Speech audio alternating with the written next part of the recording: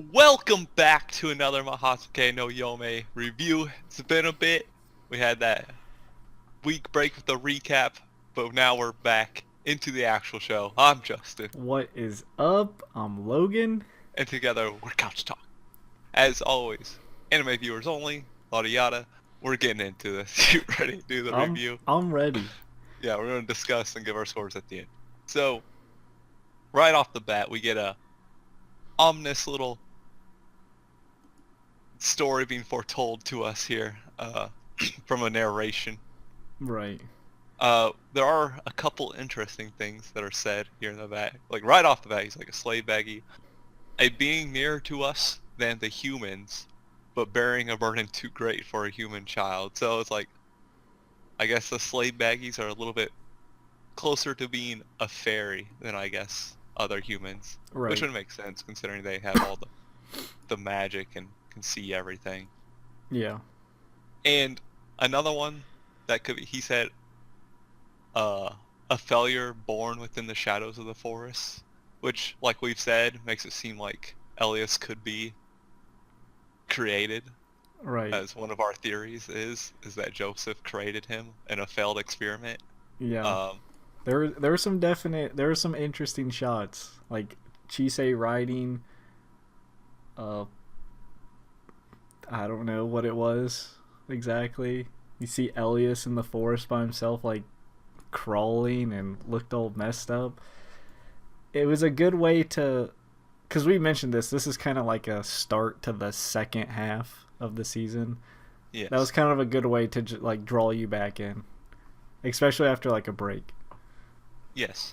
Uh, but we do get a new opening this episode. How do you feel? I thought it was a little. I didn't like it as much as the It first was half. it was okay. It felt slow. It felt more like an ending, because you know how openings and endings are kind of like different. Like Yeah, openings are kind of like higher paced and endings are kind of like slow. The first one was just amazing. This one was okay. yeah, that's the problem. Like when you have, like we've talked about the first one so many times, like it was close to perfection, and then they have like it's so hard to follow that up, They and blew it all too early. they blew it off there. Like they should have probably had these flipped, in Yeah. my opinion. But uh, I like the first one. I think I felt like told a story much better within the little opening animations. But I feel like this one doesn't really tell a story as well. Um, so when we get back, we get all these woolly bugs, basically these sheep flies that need to be trimmed. Um, not too much happening here Yeah, actually this until episode in general felt very pretty mellow throughout. yeah. It felt like it was just there to kind of like It was kind of like a rebuild the yeah, it relationship was kind of like a almost. reintroduction like Yeah. into like the So show. there are a few things. So as she's trimming, she's like, "Man, it's a lot harder to talk to Elias now." Obviously, that's because she's starting to get some emotional feelings there. And as people know, it's hard to talk to someone if you have those emotional feelings there. You don't want to mess it up or whatever, so you get scared to talk. It's okay, Chise. Happens to everyone. Um, but we get this little snow bug that kind of comes in, ruins everything. Just attack. That would be that's so weird. It eats your heat. That's weird. Yeah, Like it's like it's interesting, but she gets attacked. basically this whole little conflict with the snow bug was just to force them That's what I was just to about get to say. together, It was to be in a room to talk. Like that it's like they need some sort of conflict before they're actually able to have a conversation. right. Like they have to be forced together instead of just conversing. Yes. And this is where a lot of the interesting part of the episode kind of happens. This It's is probably just the conversation the main bulk of the episode. Like the with them inside the greenhouse. Um, they're kind of talking about back at when she was with Lindell at the Land of Dragons. And she's talking about, he told me a lot about your past, and she says, do I look tasty? It's like, I guess that's one way of bringing it up. Right. We probably could have led with maybe something a little different. Like, at first, at least Elias knew what she was referring to. If you said that to me, I'd be like, what? And Right. then it's like, But oh, and then she was but also referring to like when she was sleeping. yeah, because he was like, oh, you were awake, Right. Which, and okay, Elias, I swear, there is a meter of suspicion that it fluctuates all the time. Right here, another. I'm not trying to, like, they had a nice moment together, but when it just bothered me a bit that as soon as he like learned that she was awake or she knew of like his it's like something he doesn't want her to know. right, he automatically he's like erase her memory. That's the first thing that popped into his head. Yes, he's like, it's almost like the opposite, where like if there's someone you like, you don't want them to know about the bad stuff you've done. Right. So he's trying to like, oh, I'll just remove that so I look like an even better person. As like Chisei says, he's still just a child, basically. Right. I don't, And because that's where I'm a bit conflicted. I don't know if it's he wanted to erase her memory because he doesn't have full understanding, like if that looks bad. Maybe he's just like, oh, there's no reason for you to remember it because it's nothing good. Or if he's just maybe hiding something. Like, it's hard to pinpoint Elias, his intentions still. Because I don't even think he knows of his own intentions. no, not. I don't think he does, because like everyone keeps saying he's a child, and he kind of feels like that way. Like even more as we go into this conversation, we start to actually get little bits of pieces. We do get a lot of Chisei's past kind of here. Some like important details was she says her parents both had the sight. So originally we thought, maybe it was just Chisei that could see, and that caused some of the conflict, like, oh, this child's kind of like weird or whatever. But they could all see the Right. monsters and stuff, or fairies, Th- and that her dad and brother just kind of vanished. That's what I was saying. This is weird. They purposely left out, I think, the reason. Because they're like, she's talking about how she always felt safe with her dad there.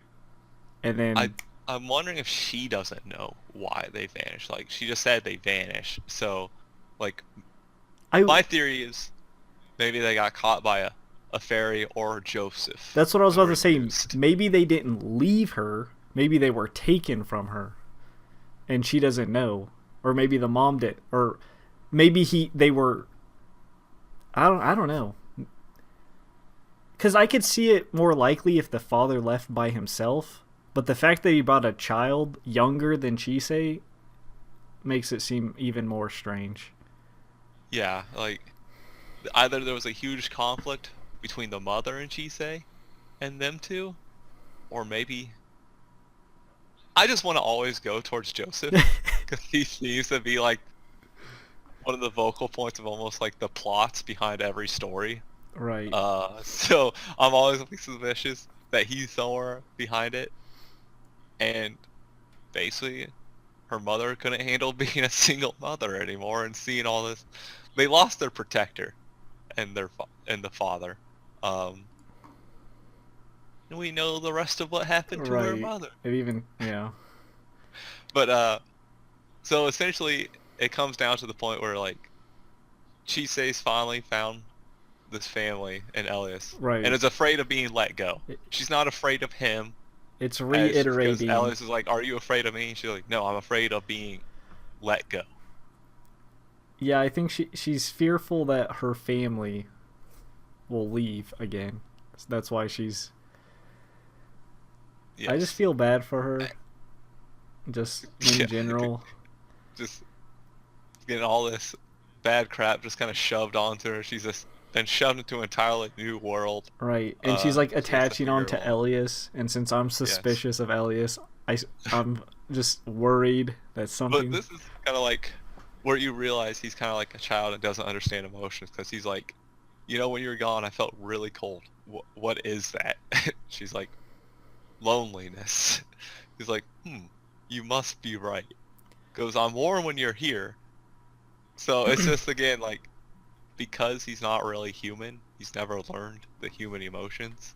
Right. Um, He's also very excited to learn. He's like, "Oh, I'm glad I bought you now."